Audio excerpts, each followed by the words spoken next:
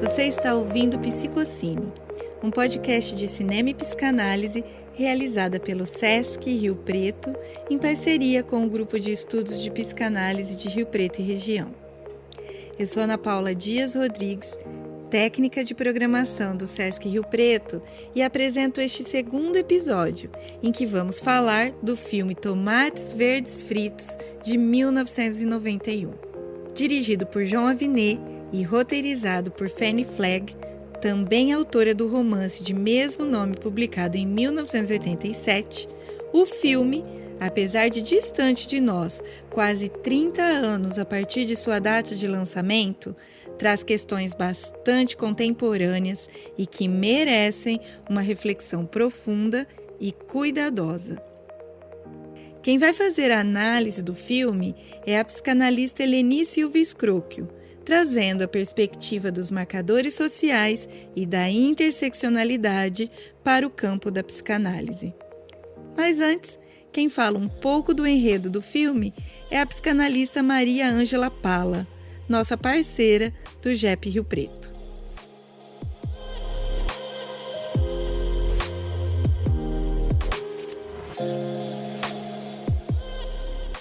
Eu vi há muito tempo atrás também, né? Porque é um filme de quase 30 anos, né? Tomates Verdes Fritos, né? E ele continua realmente sendo um filme muito delicioso da gente ver, né?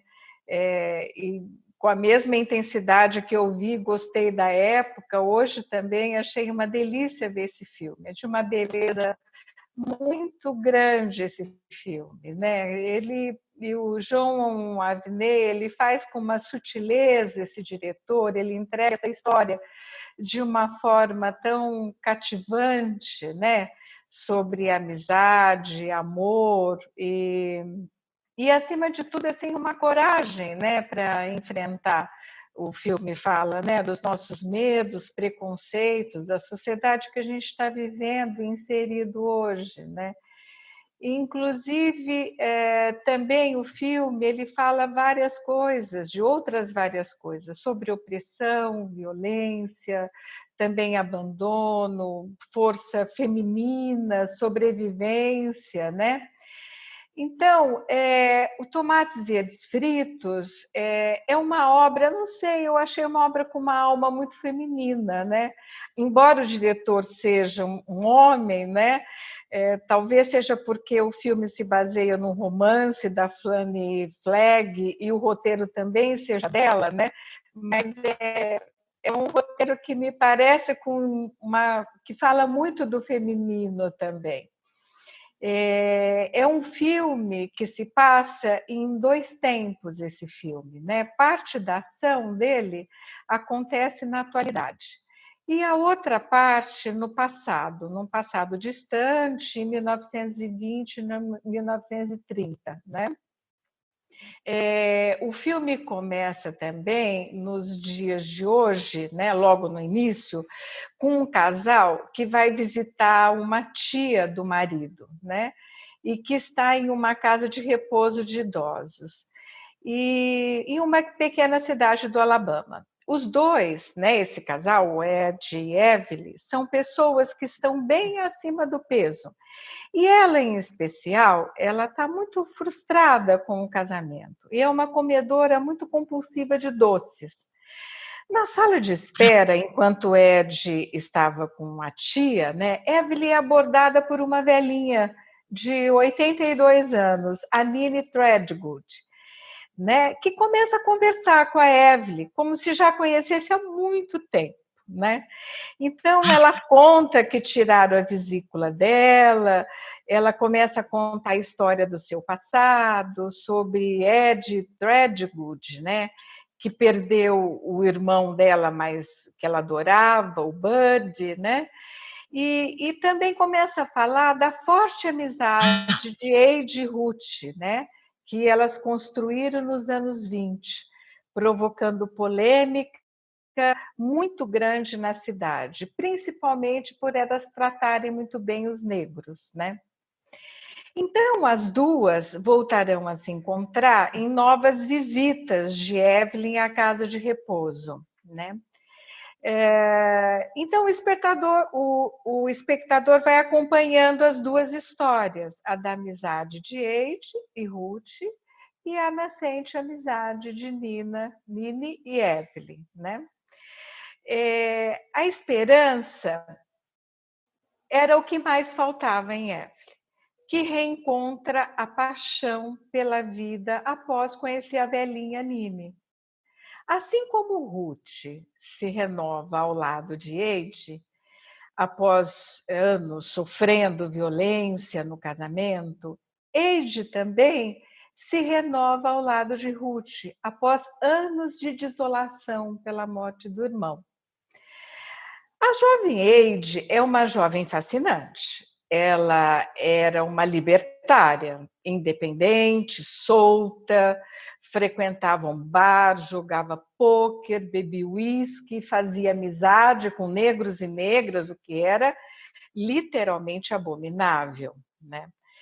À medida que Nini vai contando a história dessa mulher tão autêntica, irreverente, corajosa, Evelyn, ela vai se contagiando e se inspirando, mudando gradualmente seu comportamento, passando a olhar a vida de forma mais criativa, né?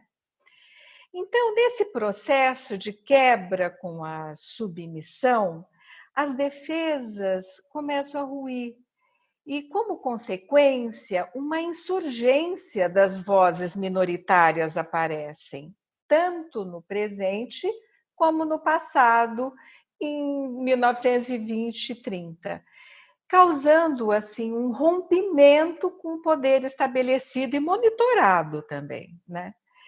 Então essas vozes dos desfavorecidos aparecem se rebelando, chegando ao ápice na cena canibalística do churrasco e a cena de explosão no estacionamento e quebra-quebra de paredes no caso de Evelyn. Inicia-se um embate quando questiona-se o que estava abafado e reprimido.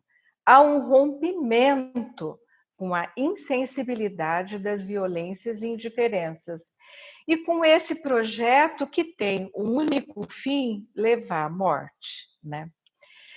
Então, a forte amizade e amor entre essas mulheres é o fio condutor da história de redescoberta de Evelyn, que através da vontade de viver de Nini, reencontra a própria felicidade. Agora sim, você fica com a leitura da Eleni Scrocchio sobre o filme. Ela, que é graduada em Letras e Psicologia, especializada em psicanálise e representante do grupo COWAP, Committee on Women and Psychoanalysis, junto à Sociedade Brasileira de Psicanálise de São Paulo. Eu gostaria muito de agradecer a todos e todas pela presença virtual, né? E agradecer a Ana Paula e a Maria Ângela pelo convite e para comentar um filme tão bonito, né? E ao mesmo tempo que traz um pouco de indignação, né? Mas vamos lá. Abre aspas, há um olhar que sabe discernir o certo do errado e o errado do certo. Há um olhar que enxerga quando a obediência significa desrespeito e a desobediência representa respeito. Há um olhar que reconhece os curtos caminhos longos e os longos caminhos curtos. Há um olhar que desnuda, que não hesita em afirmar que existem fidelidades perversas e traições de grande lealdade. Esse é um trecho do rabino Newton Bonder, do livro Alma e Moral, que é ótimo, adoro esse livro. Como a Maria Ângela disse, o Tomates Verdes Fritos é um filme muito comentado na época, né? e tem esse traço episódico aí, que eu não entendo de cinema, mas eu penso que é um modo, né, de conduzir até mais antigo e conhecido, mas esse do flashback, né, dos flashbacks, e que eu acho que ele atrai exatamente por isso, né? Porque você quer saber o que é que vai acontecer e o que é que já aconteceu, né? Eu assisti esse filme no seu lançamento em 1992. Eu não era adolescente, viu, Ana Paula? Então, e assisti novamente agora para comentar esse filme, né? Então eu percebi que na época eu tinha um outro olhar em relação a esse filme, talvez pela maturidade agora, enfim, pelas coisas que eu já li, enfim, né? E tem uma outra questão também, que eu senti esse filme muito atual, né? Eu acho que ele traz questões antigas, mas que estão aí, estão presentes, né? A psicanálise é uma disciplina que privilegia as questões relacionadas à mente, ao mundo interno e principalmente ao inconsciente. Talvez por isso, entre outros motivos, essa parceria da psicanálise com a sétima arte tenha dado tão certo. O cinema é uma arte viva que nos afeta profundamente, por dar figurabilidade aos nossos sentimentos, através de cenas reais que retratam o mais íntimo de nós mesmos. A psicanálise tem dialogado desde Freud, através das inúmeras citações de rodapé e no corpo dos textos, em sua extensa obra com outras disciplinas. Alguns autores contemporâneos dele e outros não, pós-freudianos, né? Entre eles eu cito Ferenczi, Winnicott, Bion, né? E muitos outros que vieram depois, incluíram a cultura como também fazendo parte da construção das subjetividades. Os paradoxos e as dificuldades em que o ser humano vive são retratados com muita realidade, tanto na psicanálise como em outras disciplinas que dialogam com ela. Enfim, no cinema, como na psicanálise, somos afetados o tempo todo pelo desconhecido de nós mesmos e nossas mais profundas emoções. Desde o genocídio de 11 de setembro de 2001, a psicanálise tem voltado seu olhar cada vez mais para as questões sociais, implicada na dimensão coletiva do sofrimento, produzindo textos e discutindo intensamente o mal-estar na civilização, que, aliás, é o título também de um dos livros, né, de Freud, de 1930. Eu sou membro de enlace do Comitê COAP, Comitê Mulheres e Psicanálise, ligado à Associação Psicanalítica Internacional, e esse comitê vem fazendo estudos sobre gênero e outros relacionados a todas as vulnerabilidades. Desde 1999, os grupos COAP nas Américas, Europa e Ásia vêm discutindo determinados assuntos de extrema importância em nossa sociedade. Ele abre um espaço de reflexão teórico e clínica, intercambiando com outras disciplinas e outras organizações. Seu objetivo é produzir pesquisa psicanalítica em relação às categorias sexualidade e gênero, como essas relações acontecem e quais as responsabilidades que a psicanálise tem, reconhecendo as influências culturais e históricas na construção do seu corpo teórico, revendo e expandindo na pós-modernidade. Estamos falando, emprestando da sociologia, dos marcadores sociais. Os marcadores sociais são a diferença entre gerações, raça, etnia, sexualidade, gênero, orientação sexual, classe social. há uma imbricação entre esses termos todos que nós chamamos de interseccionalidade. Então, a interseccionalidade ou intersecção de identidades sociais e sistemas relacionados de opressão, dominação e discriminação. Tomates Verdes Fritos é mais que um drama. Denuncia as interseccionalidades de maneira dramática e doce. Nossas vidas dariam um filme. Tomates Verdes Fritos é um filme sobre relações humanas. É um drama reconhecido por todos nós, que já choramos perdas, que casamos, descasamos, que nos revoltamos e lutamos por 1000 causas e já nos alegramos e amamos.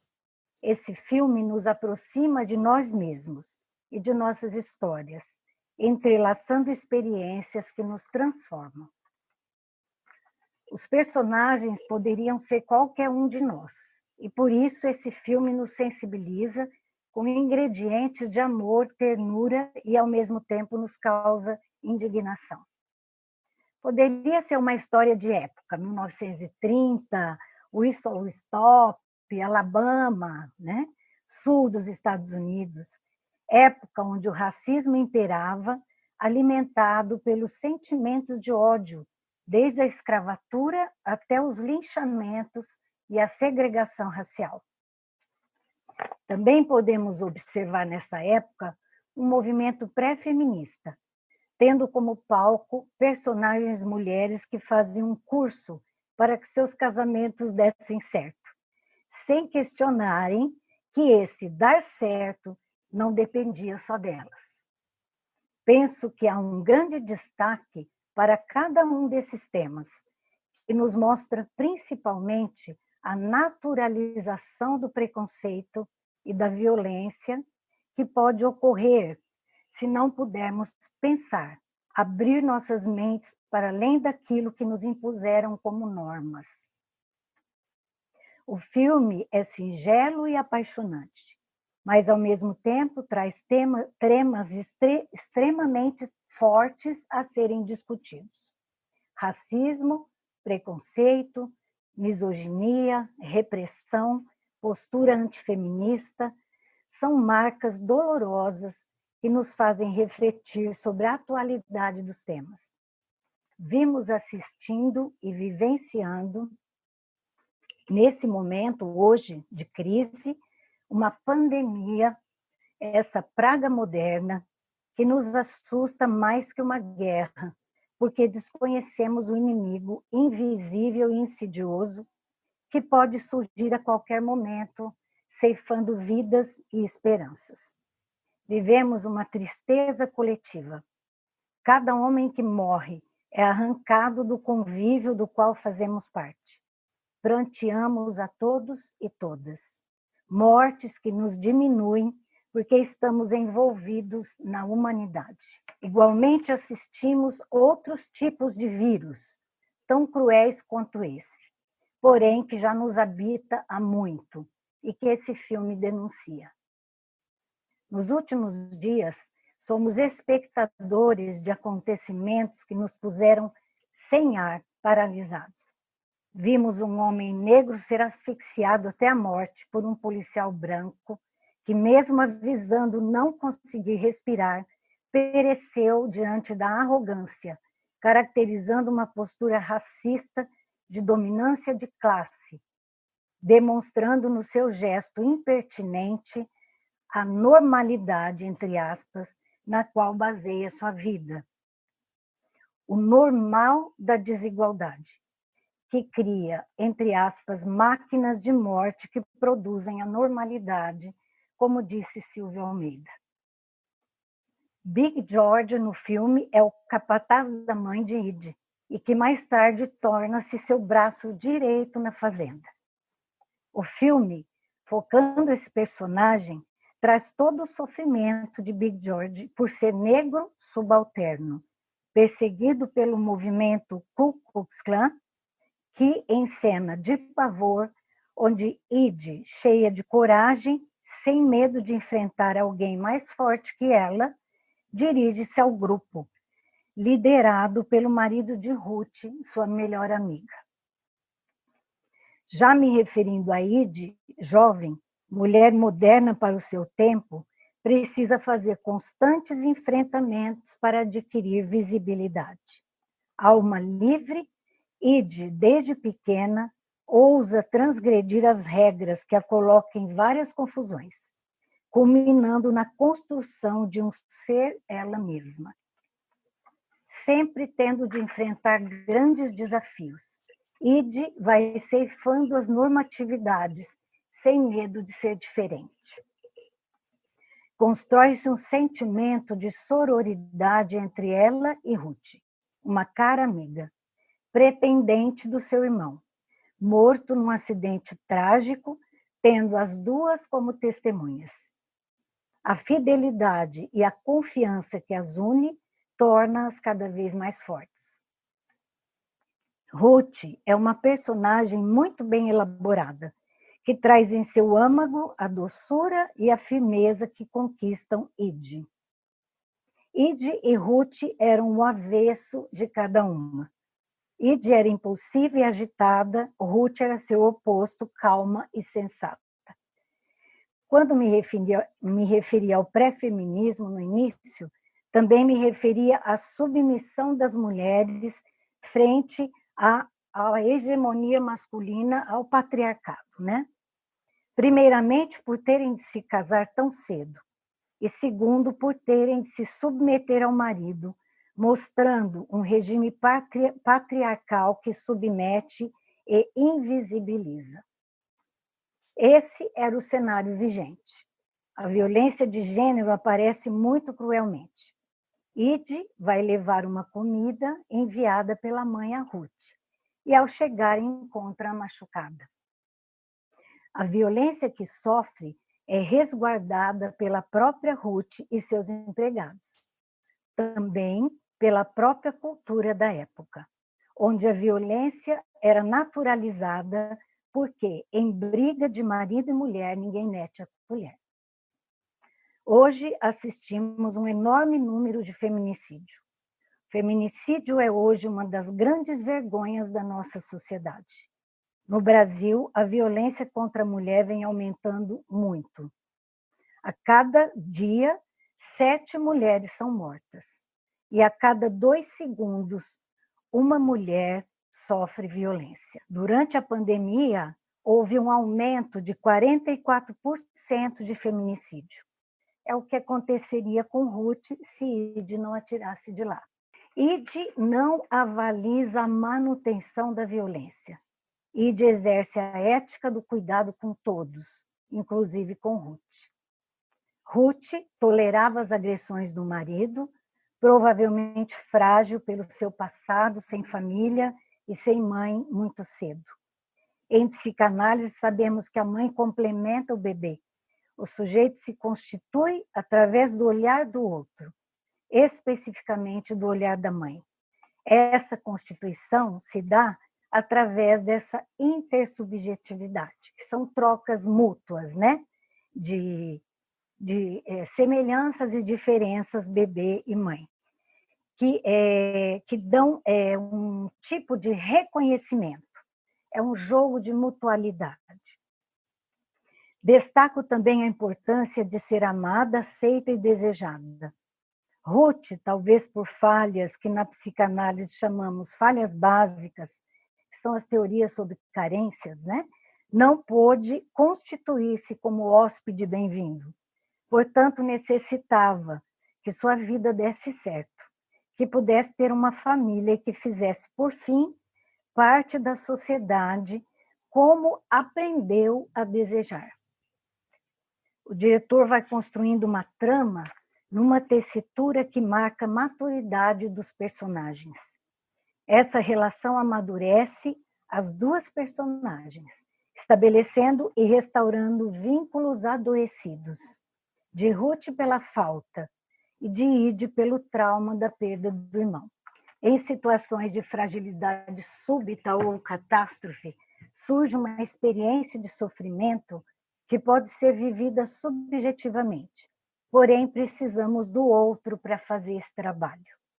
Ou ficar na solidão do isolamento, que não transforma, só nos traz um imenso vazio. No presente, vimos Evelyn Couch, visitando uma tia que a rejeita e conhecendo ao acaso Nini Threadgood, na sala de visitas da casa de repouso. Mulher forte, decidida e alegre, Nini passa a contar-lhe sobre o seu passado. Estabelece um vínculo com Evelyn, e essa relação marca quase que uma análise mútua, análise a quatro mãos, uma contando à outra suas vidas e afetos. Quase como ocorre numa análise, esses encontros propiciaram descobertas de angústias traumáticas, transformadas em narrativas, e desmentidos contados compõem uma rede social de reconhecimento. Evelyn revive com Nini uma história interessante, empolgante e traumática, que lhe devolve a vida ao seu momento adormecido.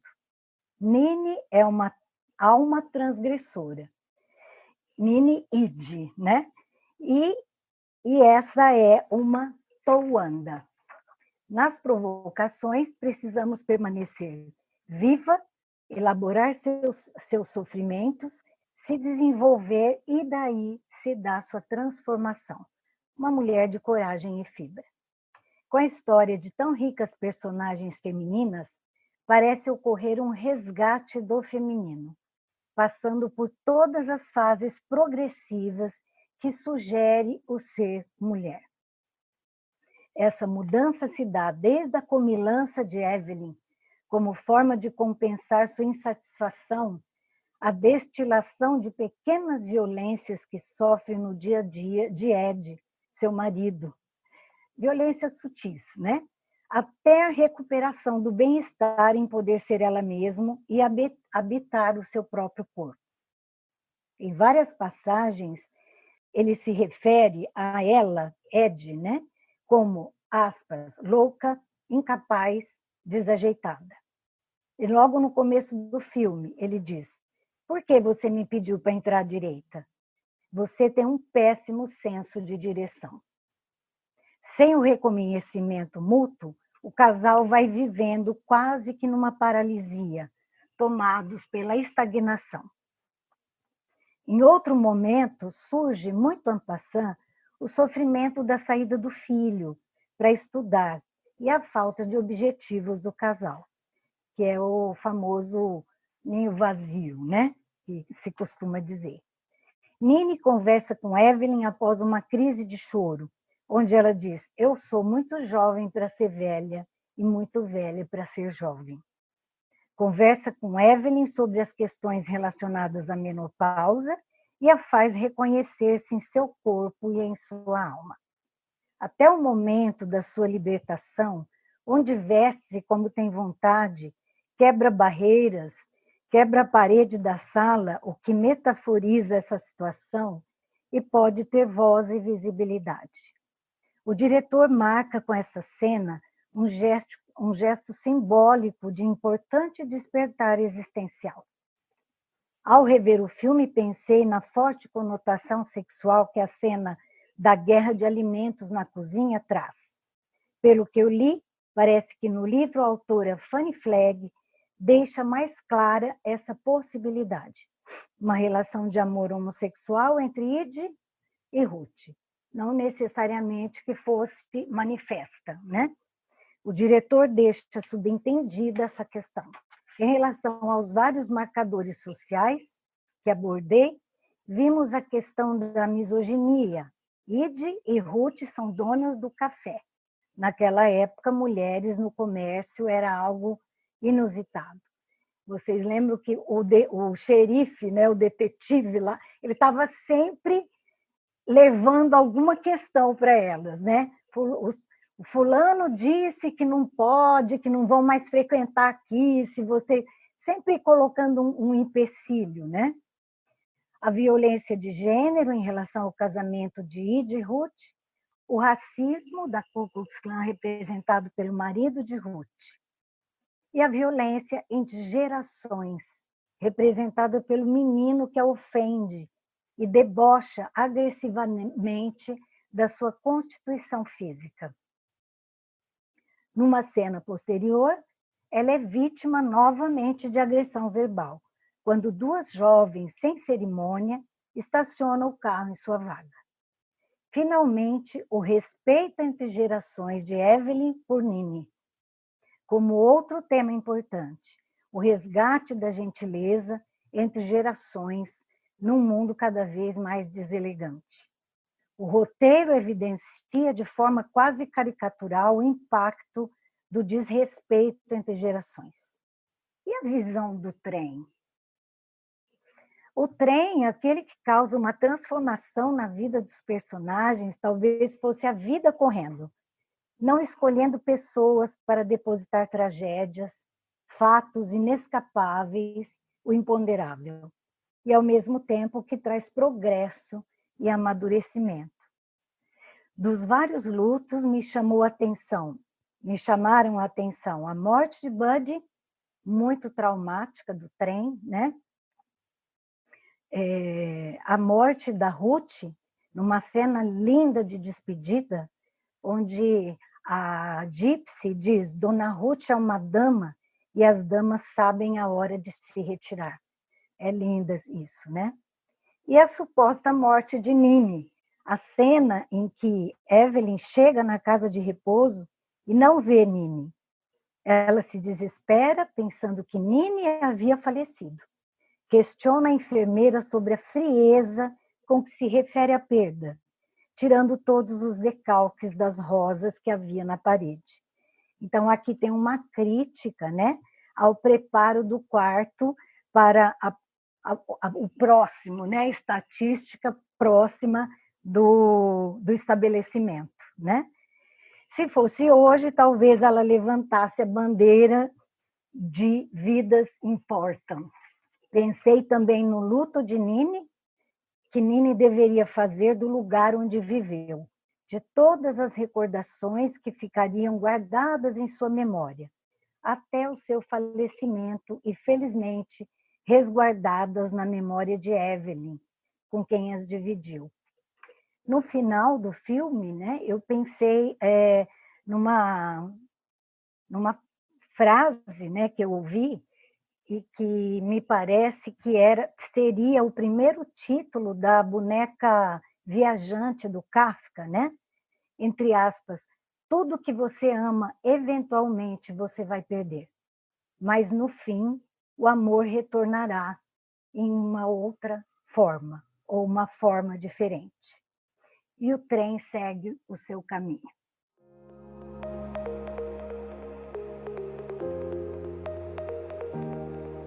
Na gravação deste podcast, em uma sala de bate-papos online, algumas pessoas do público que acompanhavam a gravação puderam fazer perguntas e acrescentar leituras ao filme.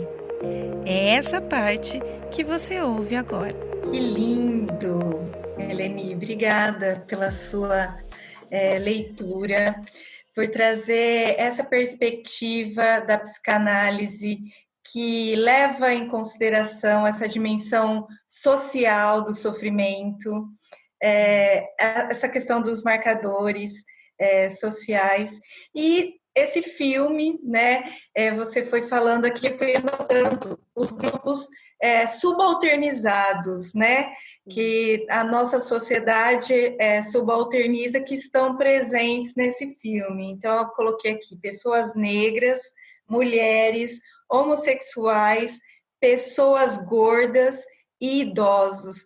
Todos esses grupos estão representados nessa narrativa, né? Seja na história ali que é contada pela Nini, quanto na moldura. Nos estudos narratológicos a gente chama isso que acontece aí nesse filme, né? Uma história encaixada na outra. Essa história com a Evelyn e com a Nini seria a moldura da história da Ide e da Ruth. Sim. Então, é muito interessante, né, essa perspectiva da consideração desses marcadores sociais mesmo para a psicanálise. Assim, gostei muito de saber e de ouvir isso. Essa questão temporal que já está lá no filme, né? Então, de 1920, quando acontece a história da Ide e da Ruth, para 1987, que é quando foi escrito o livro, e aí 91, quando é lançado, gravado o filme, já tem essa questão, e a gente está falando aqui dessas apropriações, assim, do que é retratado ali, que ainda é muito presente na nossa sociedade, né? Que ainda tudo isso continua acontecendo. A Thaisa de Freitas, ela está dizendo exatamente sobre isso, né? O quanto alguma coisa que foi criada, até denunciando, acredito que quando a autora, que é também a roteirista, e quando o diretor resolvem manter esse distanciamento temporal, né, entre o que eu chamei aqui de moldura e aquela segunda história, ou história principal, não sei, eles estavam também questionando isso, né, de como essas questões ainda continuam. Então, a Thaisa, ela diz quantas mulheres ainda chegam no consultório com esse tipo de questões, né, buscando se encontrar. E o que ela gostaria de questionar é o que a Eleni acha de usar filmes dentro da análise, usar como técnica mesmo, né? Dentro da técnica de psicanálise, usar filmes. Tem alguns autores que falam de usar histórias, mitos, né? E por que não um filme, né? Eu acho que os pacientes trazem muitos filmes, alguns filmes que estão assim passando no cinema, enfim, filmes que ganharam Oscar, né? Eu acho que dá perfeitamente para a gente usar isso e conversar com o paciente sobre questões relacionadas, né, ao mundo interno deles, e que talvez ele aponte isso em minúcias que pode ser que ele traga do filme, né? O que é que no filme suscita no paciente, né, questões para serem trabalhadas. O Winnicott usava muito, né, um psicanalista inglês, né, que usava bastante histórias, né, quando ele dizia, quando o paciente às vezes não está num momento de compreender ou de receber nenhuma interpretação, conte uma história para ele. Legal. Tem mais uma pergunta aqui, que é sobre a questão do funeral, né? Durante o funeral, quem faz a pergunta é a Adriana Novaes, e ela diz que essa questão do luto e do funeral, porque a Ruth pede para que o seu filho não seja levado ao seu funeral, e diz para ele não se entristecer. Então, a Adriana diz aqui, fiquei pensando sobre a vida de resistência que tiveram, né, ela e a Ide. E não entristecer ou velar a mãe seria uma forma de embrutecê-lo para a vida? Ela gostaria que você comentasse um pouquinho sobre isso. Eu não sei se embrutecê-lo, né? Mas eu acho que talvez evitar uma dor, né? Que é inevitável, que é a perda da mãe, né? Ele indo ou não ao funeral, essa dor estava presente, né? E eu tenho a impressão que talvez tenha vindo esse pedido, né, para que se evitasse. É interessante porque ele vê a mãe na cama, né? Ele vê a mãe debilitada totalmente e ela diz para ele, não, eu não quero que você entristeça, né? Como? Como se faz isso, né? Eu acho muito interessante. Mesmo a questão do funeral, né? Tem crianças que não querem ir e não vão, né? Eu penso que a criança pode decidir isso, né? Se quer ver, se não quer, se quer assistir, né? Como o funeral ainda é um tabu, né? Fazer e não fazer. A gente está num momento em que nem sempre a gente pode fazer um velório, né? E isso também é muito impactante para a nossa cultura. Nós estamos muito tete a tete com a finitude, né, Ana Paula? Agora, com essa pandemia, né? Nós estamos muito... É uma realidade cruel, né? Mas está aí, né? Está aí, nós temos que enfrentar isso. Tem uma outra colocação aqui, um pedido, na verdade, de Mutsui Takaki. Eu não sei se é a Mutsui ou o Mutsui, desculpem. Ele ou ela pede para você falar um pouquinho sobre a presença do canibalismo, sobre o tempero, o churrasco. É interessante, Ana Paula, porque na obra do Freud tem um texto, né, que chama Totem e Tabu, e onde ele traz na verdade, um mito científico, né, assim, que na verdade ele tirou do Darwin, né, que é um mito relacionado ao pai da horda primitiva, né? Era o pai que era o possuidor de todas as fêmeas nessa comunidade aí, né? Se a gente pode chamar de comunidade, e que os outros homens não tinham acesso, né, a nenhuma mulher. O pai era o possuidor, né? Até que eles decidem matar o pai, né? Eles a fratria, né, se reúne e decide matar o pai e numa revolta, né, numa revolta contra isso que era o natural da tribo, né? E aí depois eles picam o pai e comem esse pai porque eles querem incorporar as qualidades desse pai, né? E você sabe que eu não pensei no canibalismo, né? Eu estou pensando agora. Mas, de fato, mas é um pouco diferente disso, né? Na hora que eu assisti a cena, eu lembrei do Totem e Tabu, do Freud, né? Mas é um pouco diferente, né? Bom, enfim, deixa eu terminar essa historinha, né? Essa história depois surge, né?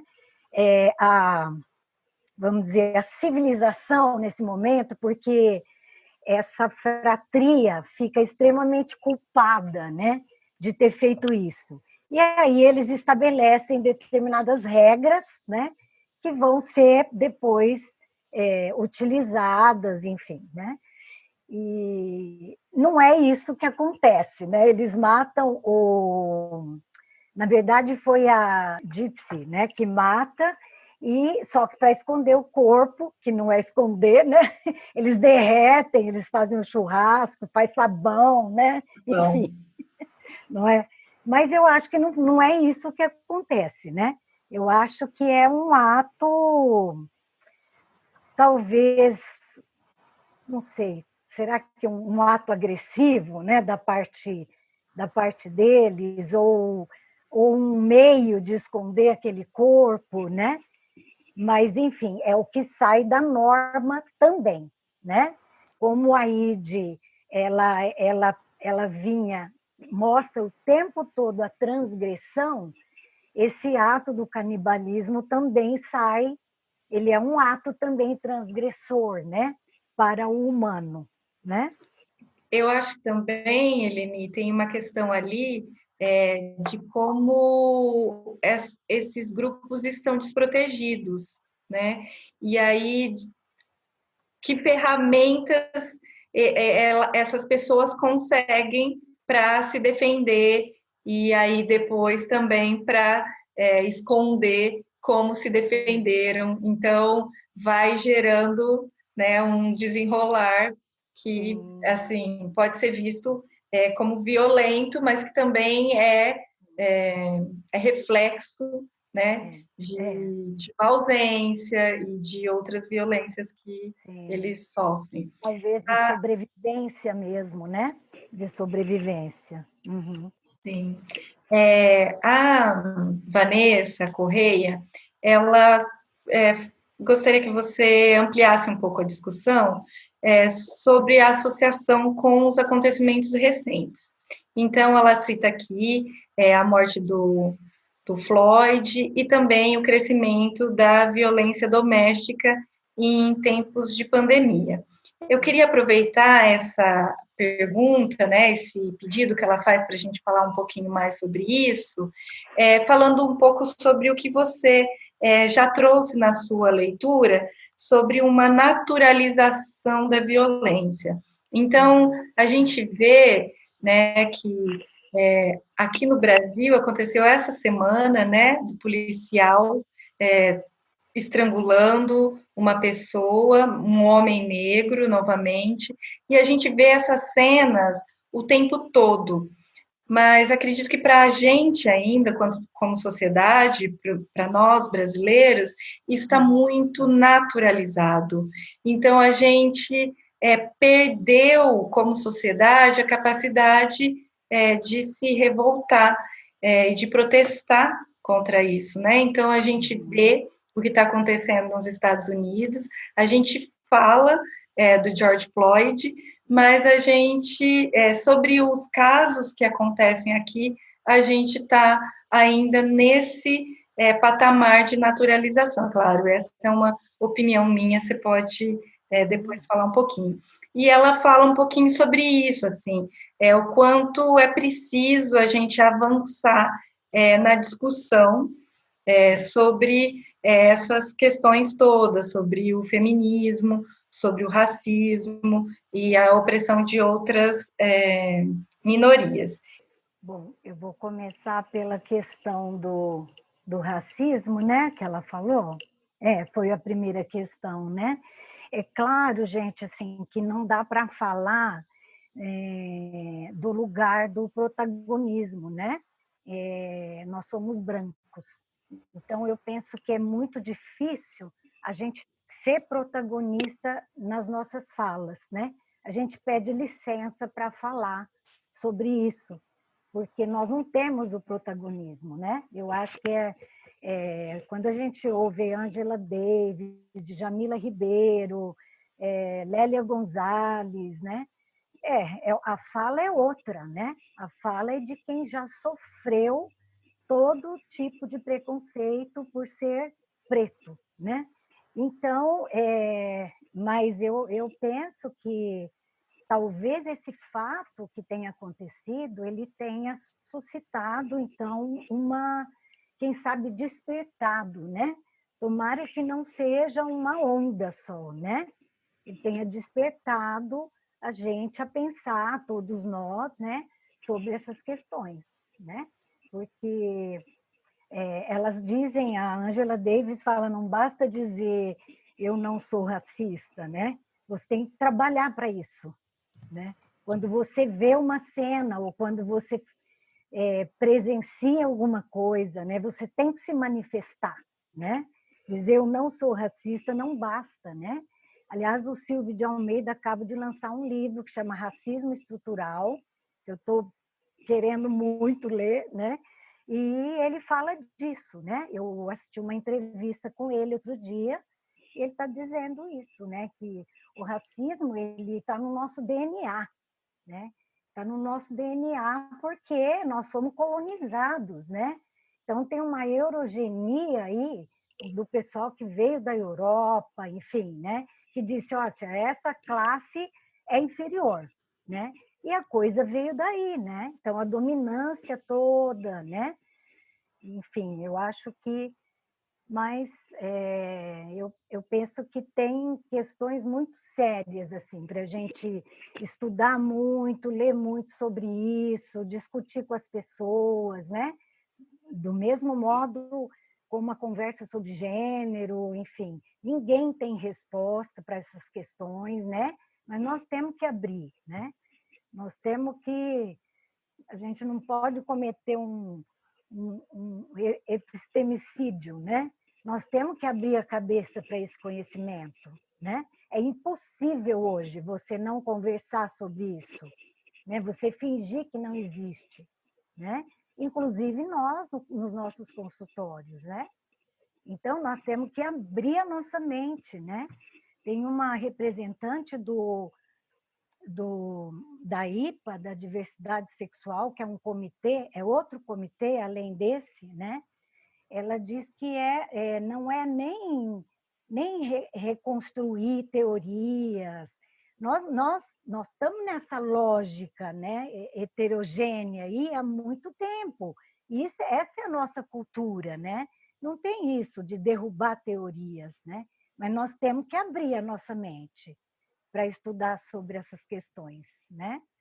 Eleni, eu gostaria de pegar esse gancho para ler o que a Thaisa colocou aqui no chat sobre essa passagem do canibalismo.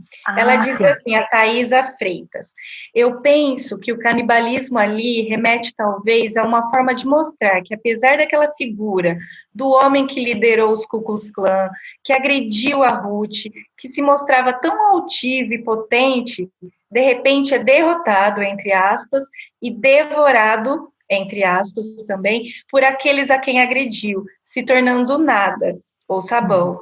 Poderia ser um simbolismo da revolta e força das minorias agredidas contra seus agressores.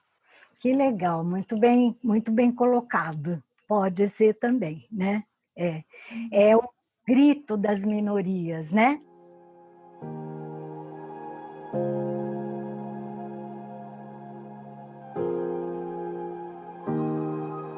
Você acaba de ouvir o segundo episódio do Psicocine com a psicanalista Eleni Silvia Scrocchio falando sobre o filme Tomates Verdes Fritos.